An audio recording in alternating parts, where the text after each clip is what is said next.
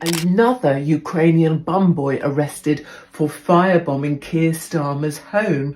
These rent boys are going to appear at the Old Bailey on the 6th of June. They're expected to arrive in a rainbow-coloured police car dressed in fetish gear and pup play because that's how Keir likes it. And finally, Labour have cancelled their women's conference the day before their main conference because men who have their cocks tucked into women's panties aren't going to be allowed to attend. So Labour have cancelled their women's conference because men can't. Keir Starmer, the man who somehow managed to turn the Labour Party into a beige wall of boredom, is having another meltdown. This time because Katie Hopkins, of all people, managed to slice through his political facade like it was a day-old quiche at a North London brunch. You know your political career is on life support when you're being emotionally body slammed by someone who makes controversy with her morning coffee and uses Twitter like a medieval flail. Do I think Starmer has seen Angela's Furburger? Oh no. I believe, personally, my personal opinion is that Keir Starmer's gay. He seems gay to me. My gaydar goes off, but in a bad way, not a good gay. Like a gay, like a Macron gay, a Trudeau gay, shady little bastard gay. So I would say Keir Starmer's gay. Yeah, that would. Starmer, once touted as Sir Sensible, is now less a knight in shining armour and more like a confused dad in a Tesco Express who just realised self-checkout doesn't accept emotional baggage. After years of pretending to be the political version of oat milk, inoffensive, flavourless, and allegedly good for the environment, Keir's composure finally cracked like a student under a group project led by Liz Truss. And when Labour have finally decided to withdraw their support from their candidate in Rochdale, a gentleman called Azhar Ali.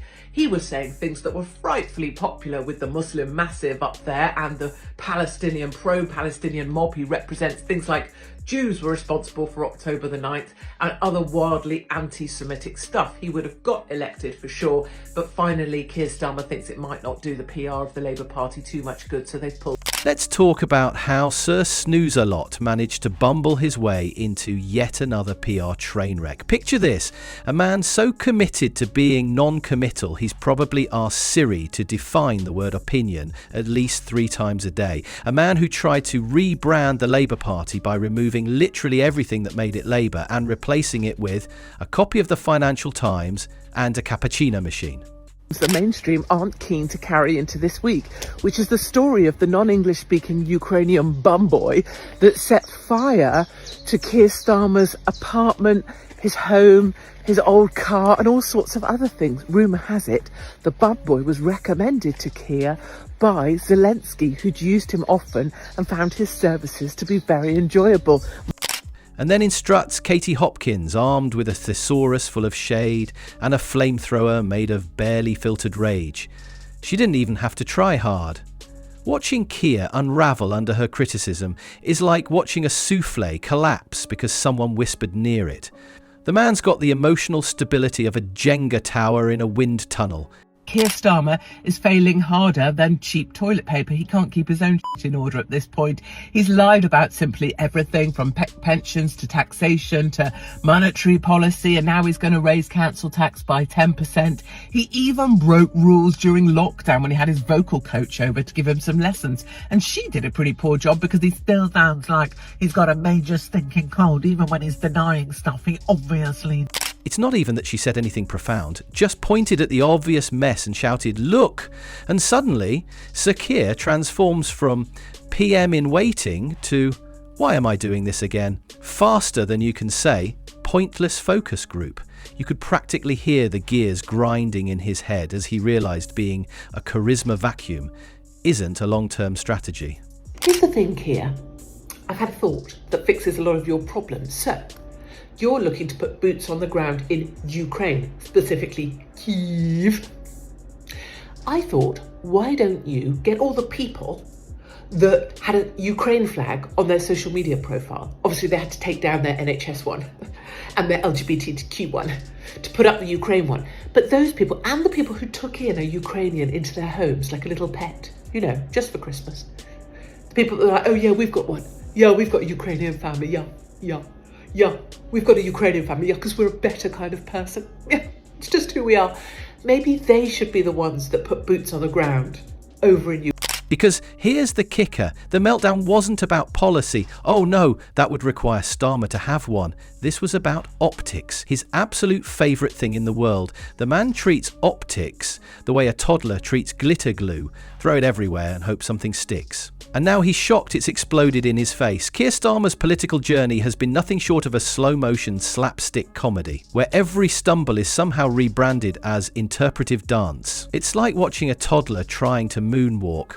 Awkward, confused, and somehow endearing, if you squint hard enough. He began life as a human rights lawyer, which gave people hope he might actually care about justice. Then centrism happened, and suddenly he looked so lost you'd think he wandered into the wrong Zoom meeting and decided to stay. 1 minute he's boldly pledging to nationalise the railways. A bold move, right? Breaking news here in batshit bonkers Britain, where Boris Johnson has come out swinging. He says that Keir Starmer is a ball-munching, manacled gimp of the EU. And he's quite right, of course. Keir Starmer has now given away our fisheries. For 12 years, the French can continue. The next, he's serenading investment bankers like misunderstood poets in a smoky jazz club, assuring them their greed is just passion.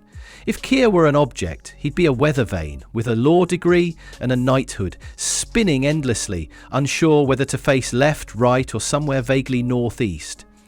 Now let's talk about his opposition skills. The man resists government blunders with the enthusiasm of a spoon trying to fight soup.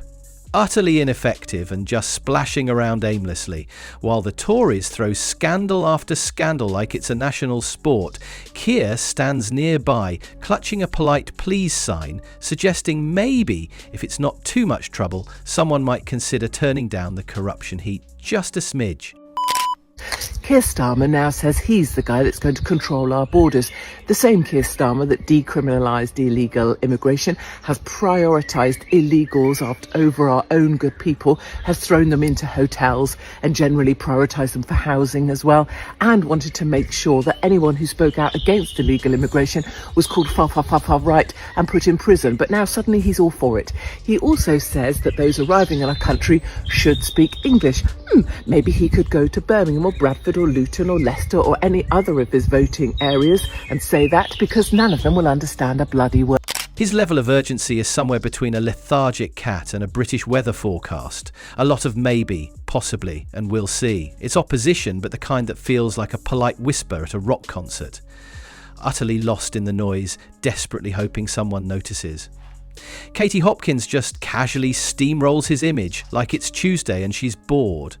She didn't need research, she just said the quiet part out loud. Starmer, who's spent the better part of 5 years mastering the art of sounding firm while saying absolutely nothing, suddenly finds himself vulnerable to gasp plain speech. And he doesn't know what to do. The man never encountered an unfiltered opinion without first sending it through a 12-stage moderation panel and cross-checking it with a swing voter in Milton Keynes. So of course he panics. Comrades, my name is Keir Starmer, and I'm here to fuck the foundations. When I became your Prime Minister, not only did I get new hair and glasses provided by a donor who now has full access to 10 Downing Street and my bedroom, we would promise 3 things. Number 1, we would be fully costed and fully funded. We're so fully funded and fully costed, we're essentially just like Katie Price, or HS2, or the public sector in Argentina pre-Milei, depending on your sense of humour. In order to make the £22 billion hole in the budget even worse, we have spunked a whole bunch of cash at train drivers and junior doctors. This guarantees 2 things. Number 1, they will vote Labour. Number 2, nurses and teachers will be on strike again by the... He does what Keir always does when confronted with criticism. He blinks slowly, talks about serious leadership, and proceeds to do absolutely nothing with military precision. It's a kind of tragedy that doesn't belong in a Shakespearean tragedy, no. This is more like burning your toast than blaming the toaster for being a cheeky working-class rebel. Keir Starmer spends all his energy trying to convince everyone he's not Jeremy Corbyn, but in the process he's morphed into the human version of a blank Excel spreadsheet. Picture a spreadsheet where every single formula is busted and every cell just stubbornly reads TB continued, because apparently he's still figuring out what leadership means. Morning, it's Keir here. My director of strategy, who's a right ginger, has said that I should explain our new policy on migration very simply. So before, we loved illegals. We couldn't get enough of illegals. Illegals, come, welcome. I helped bring them in. I put them in hotels. I also love a Rwandan. I love me a stubby Rwandan. In fact, I love all illegals because they are the ones that vote for us. So if you go to any of the Labour... Meanwhile, Katie Hopkins strolls in like she's just popped out for a coffee, not a verbal demolition. Watching her dismantle Starmer was like witnessing someone pop a bouncy castle with a single perfectly arched eyebrow. No effort, no drama, just effortless destruction. Starmer tries his patented vague concern mixed with mild disappointment look. The same one he usually reserves for Labour voters when they ask too many questions, but it falls flat every time. That expression carries about as much emotional weight as a soggy tissue at a funeral and has the commanding presence of a substitute teacher begging a chaotic classroom for just 1 minute of silence. This guy has turned ambiguity into a full-blown performance art piece. He's desperately trying to charm the left-wing idealists, the right-wing traditionalists, the centrist fence-sitters, the stargazers, moon enthusiasts, and probably even your grandma who bakes a mean Victoria sponge. The end product? A garbled symphony of we must listen carefully, we must be bold enough, and we absolutely must not commit to anything unless we've run it through 3 focus groups in Doncaster first. It's like political Jenga, except he keeps removing the important blocks and wondering why the whole thing keeps collapsing. Given that some of us truth tellers are banned from British TV screens for telling too much truth, mentioning no names, I thought I'd give you a quick run through of the British media landscape and who you've got holding the government's feet to the fire. But the cost of living crisis here in the UK is completely out of control. Prices are now rising faster than at any time in history. Energy prices are crippling ordinary homeowners, and wages don't have a chance of keeping up with inflation.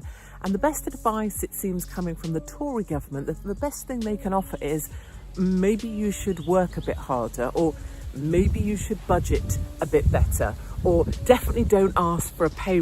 Meanwhile, Labour's base is somewhere between disappointed parent and customer who's been on hold for 3 hours. They were promised change and got a man who makes Ed Miliband look like an adrenaline junkie.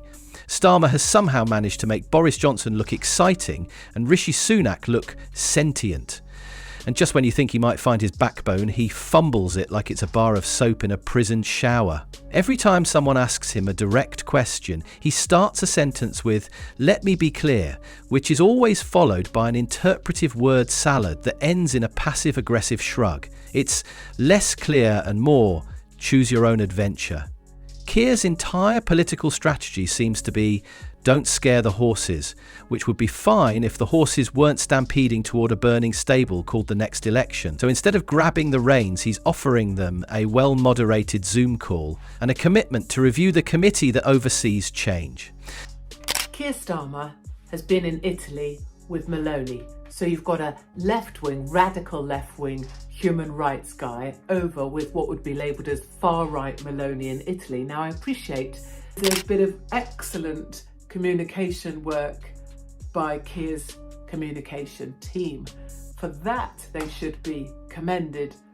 But for lying to the British people, they share part of that odious guilt of not doing what you are appearing. Now imagine how spectacularly unprepared he must have been when Katie decided to treat him like a human piñata. She didn't just hit a nerve, she yanked the entire nervous system out and played jump rope with it. And for the first time in a while, people actually saw the real Keir Starmer, a man who is so allergic to confrontation, he probably asks his barista for a lukewarm latte of consensus.